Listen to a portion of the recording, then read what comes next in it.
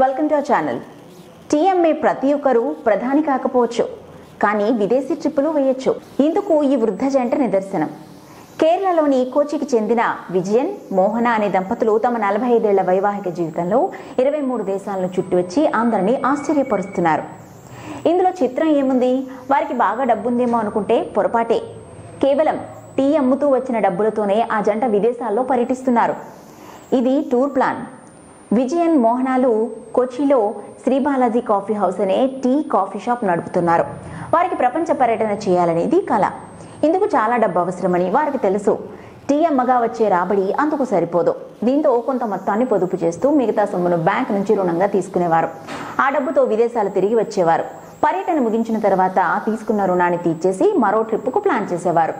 ఈ సందర్భంగా విజయన్ మాట్లాడుతూ, జీవితంలో ప్రతి ఒక్కరికి ఏదో ఒక లక్ష్యం ఉంటుంది. ప్రపంచం మొత్తం చుట్టి రావాలనేది నా చిన్ననాటి కోరిక. పెళ్లికి ముందు నా భార్య ఎర్నాకులం దాటి ఎక్కడికి వెళ్లేది కాదు. పెళ్లైన తర్వాత నాతో కలిసి దేశం మొత్తం తిరిగేసింది. ఇప్పుడు విదేశాల్లో సైతం పర్యటిస్తూ ఎంతో సంతోషంగా ఉందని తెలిపారు. విజయన్ 1963 నుంచి టీ అమ్ముతూ కుటుంబాన్ని నడుపుతున్నారు.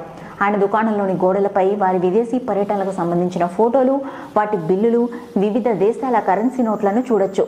వీరి దుకాణంలో పని వాళ్ళెవరూ ఉండరు. పనివారికి అయ్యే ఖర్చులు కూడా మిగులుతున్నాయి.